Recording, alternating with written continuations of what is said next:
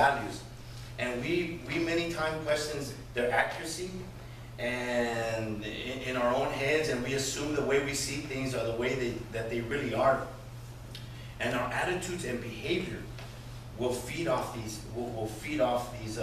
and will grow out of these assumptions, whatever we assume that they look like.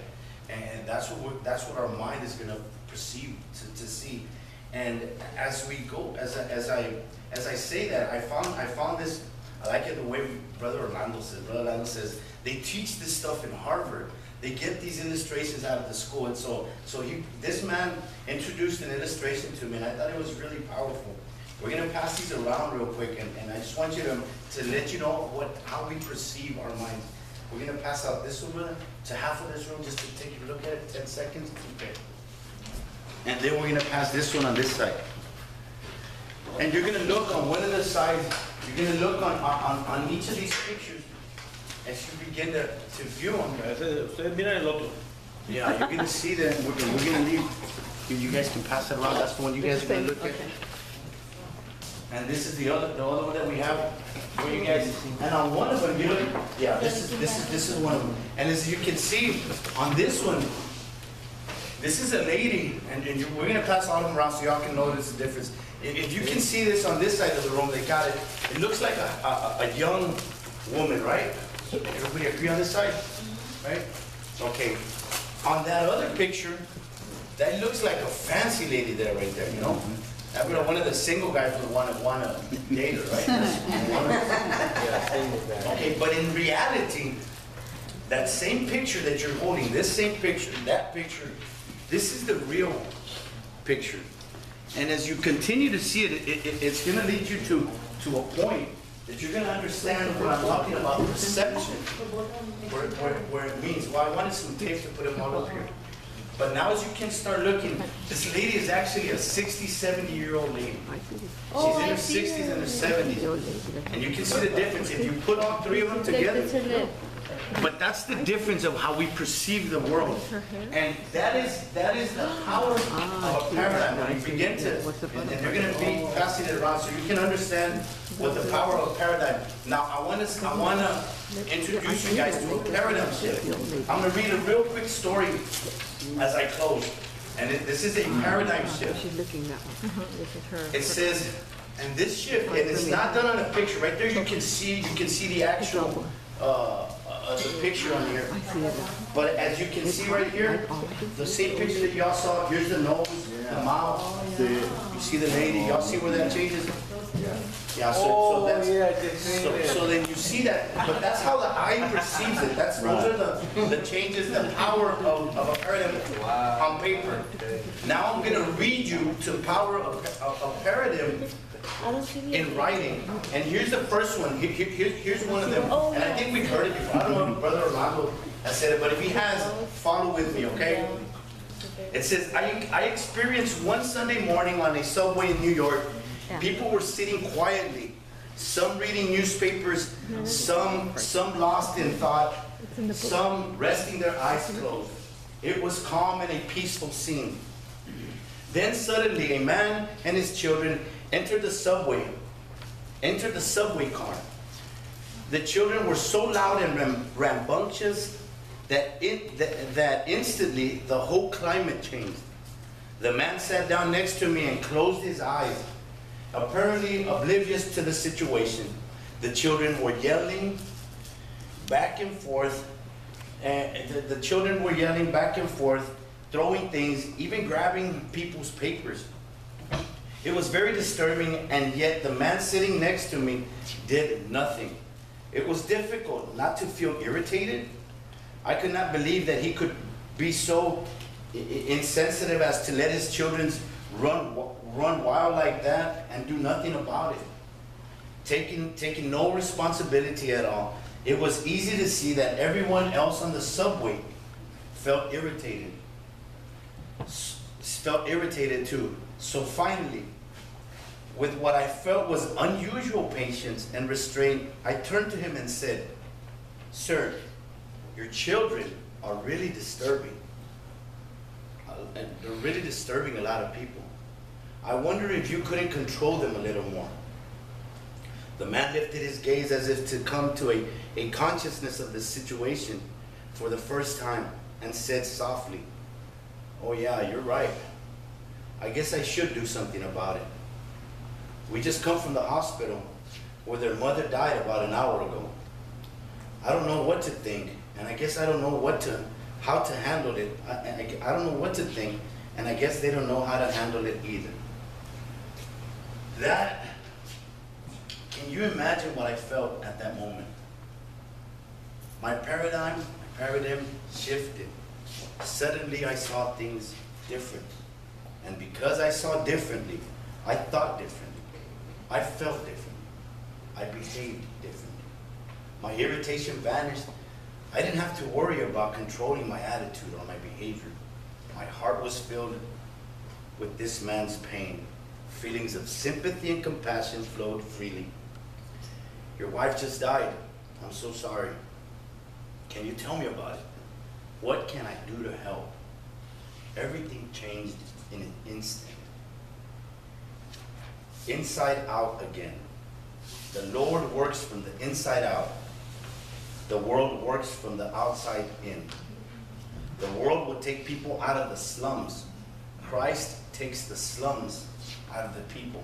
And then they take themselves out of the slums. The world would mold men by changing their environment. Christ changes men who then change their environment. The world would shape human behavior, but Christ can change human nature. Choose to change your perception on life. That's all. Awesome.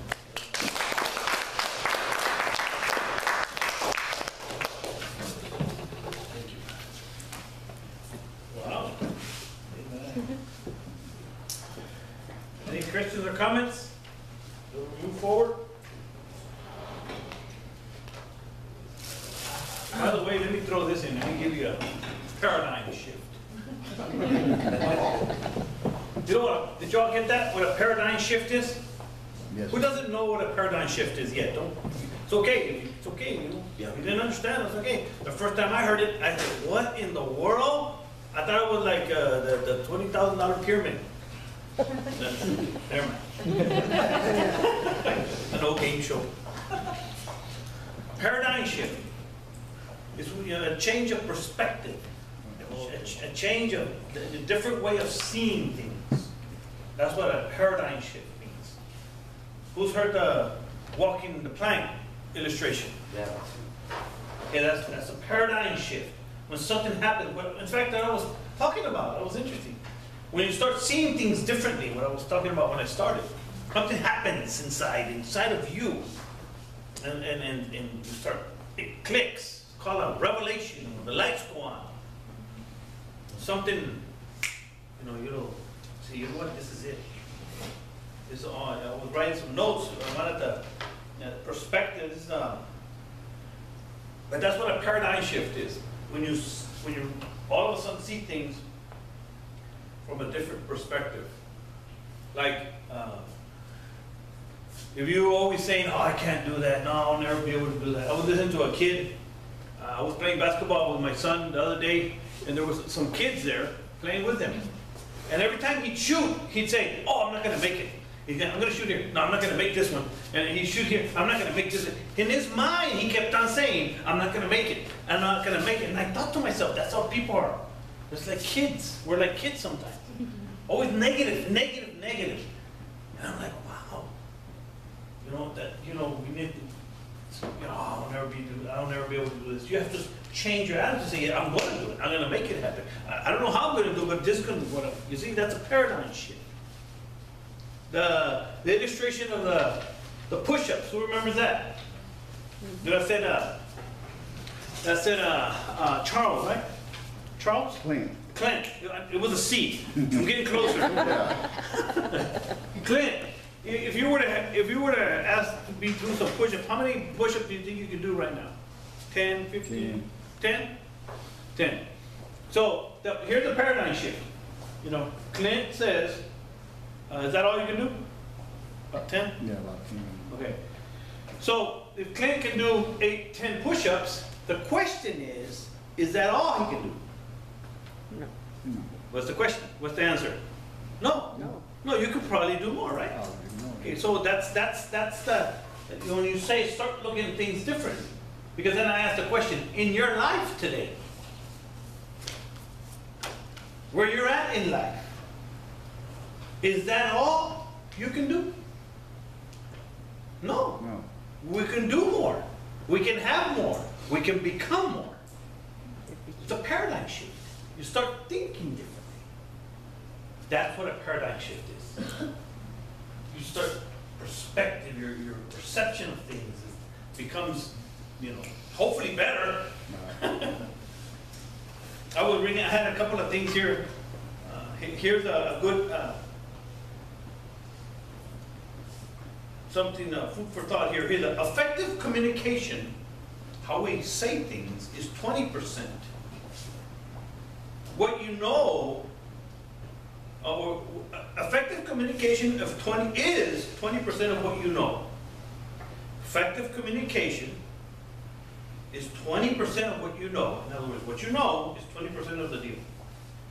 80% how you feel about what you know. Skip that. Have no idea what he meant there. It's not the illustration I want to give you. Let me give you another one. Where is it? We're talking about paradigm shift. He was talking about perspective. I have this other quote that says, the major value in life is not what you get. Many of us say, I'm making $20 an hour, I'm making $30 an hour, they guarantee me this much money. I'm making, what do you call that when they give you money for living expenses? Per diem. Per diem, people who work up north and in the fields, it's a big deal for people. So here's a quote for you. The major value in life is not what you get. This is the perspective this guy has. The major value in life is what you become. One time I was reading a book about personal development. What he was teaching today is personal development, in case you didn't know that. It's about learning how to see your life, and learning how to grow, and how to see things, how to think differently. The mindset. And I was talking this man was talking about goals. He said, do you have any goals? He said, well, no. He said, well, I want you to write some goals. He says, you want to make some money? Well, yeah. Well, put one of your goals there that you want to be a millionaire. And he thought to himself, why you don't have to tell me, but put that on my goal, and I want to be a millionaire. He says, yeah, that's no problem. I can do that. He says, who wouldn't want to be a millionaire, right? And then the mentor says, no, you don't understand. It's not the money. It's not about the money. Once you get the money, you can give it away. And he said, I had little work to do on that one too. I like to give money away, right? He said, the reason you want to put in your goal list to become a millionaire or to make a lot of money is because of what it will make of you to get there. Because of what it will make of you to get there. The reason you want to be successful in life is not because of the success, because that's what I've learned. I want to be more successful in life. I want to be a better speaker, a better preacher, a better mentor, a better husband, a better father. Not because I want to be there, but because of what it will make of me to get there. That's called a paradigm shift, learning to think differently. I like that. It was good. But can you repeat the major value in life? You said The major value in life is not what you get in life. The major value in life is what you become. In other words, wherever you're working, and I had a hard time getting this, okay? Some of you are going to have a hard time getting this, especially if you're making, $8 an hour. Don't worry about what you're making. This too shall pass. What you really should worry about is not what you're getting, but what are you becoming? That's the key issue. What are you becoming? Who knows what What do you call that when you go to work for free and in a place? Internship. Who's heard of internship? Internship. Who's heard of that? Internship. Okay, that's something real. You have to really do that. In some degrees, and some people have to go work. That means working for free. It's just a fancy word for saying you're going to work for free. An internship is something that you ought to consider anywhere you're working. If you're making minimum wage, consider it an internship with benefits. Paradigm shift. You see how that works? It's a paradigm shift. Rudy got a paradigm shift one day. He said he's going to go work in a restaurant washing dishes. Because he used to wash dishes in prison for free. Right? So he got a paradigm shift. He said, man, I'm washing dishes out here and getting paid for it. See, what he's talking about today was powerful. It's how you see things. Don't wish things were easier. Wish you were better. I like them apples. And I have a whole bunch over here. I love that kind of stuff. See, this is the kind of stuff that changed my life. Anybody have anything here to say? What was that? Don't wish things were easier. Don't wish things were easier. Wish you were better. Yes, sir. And by the way, before you go, we're going to go ahead and pass around the donation bucket. Here we are, a self-supporting group. This is not something you have to do. This is not something you need to do. But if you have anything for us, we'd be happy to have. Here you go. Sis. Any donation you can help us out with to keep us moving forward. Go ahead, sir. That night, I don't think you gave us copies of that paper. Yes, this one right here. Yeah. I'll make copies for you. I got a hold this, brother. Isaac, you need to ask me to remind you. You have them? Not to remind you. Oh. I have to remind you. Paradigm shift. I'm his extra brain. Check this one out. Here's another one. When you know what you want, and you want it bad enough, you will find a way to get it. Right? See, I knew that. As a drug addict, I knew how to do that. Right? See that paradigm shift? That's why that's why I like using these drug addict illustrations. You get it, they get it. They're gonna go try to get a kid, right? You're gonna go try to get a kid. You're gonna do whatever it takes. Yeah. So it's the same way. You want to change your life, but I'm gonna go do whatever it takes. And one of my favorite, and I close because this is it. One of my favorite thoughts, if you may, and I say it because people hear me say it, but I really meant it. I remember when I went to rob the store for one more hit, 20 years ago, for one more hit, my daughter's 12th birthday. I said to myself, I'm gonna go get another hit, and I don't care who I have to kill. We think that way. We're twisted, we're wicked. I really, really thought that. But then the paradigm shift came when I got arrested. That shifted everything. Right? That'll do something for you, right? Well, but thank God, because that's what I needed. I need to be locked up like that animal I had to become. But, then once I was there, I made the decision, I'm going to change my life, and I don't care who I have to kill. And guess who I had to kill? There you go. See, and most people already know this stuff. They just need to be reminded. Yes. So that's why I try to remind people all the time. That's all we have today. Thank you, guys.